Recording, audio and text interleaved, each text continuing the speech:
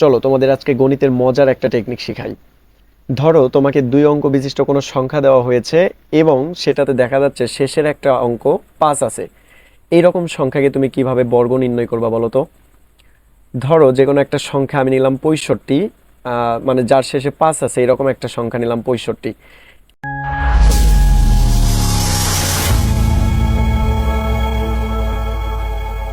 এরকম সংখ্যাকে যদি বর্গ নির্ণয় করতে বলা হয়, তুমি দেখবা এই 5 বাদ রেখে কত আছে?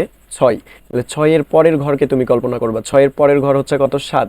তাহলে ওই 6 আর 7কে তুমি গুণ করে দিবা। গুণ করলে কত হয়? 6 7 42। তাহলে প্রথমে আমি বসাবো 42, এরপরে এই 5কে স্কোয়ার করে দিলে হবে 5 5 25। অনেক মজার, তাই না? এরপরে আরেকটা উদাহরণ দিই, দেখো একটা সংখ্যা নিলাম আমি 85। তাহলে এটাকে যদি বর্গ করি, কি বলছি আমি? এই 5 বাদ রেখে 8, 8-এর পরের ঘর কত? 9। তাহলে 9 আর 8 গুণ করে দিলে কত হবে? 8 নং 72। তাইলে প্রথমে বসাবো আমি 72, এরপরে 5-এর উপর স্কোয়ার করে দিয়ে কত হয়? 5 5 25।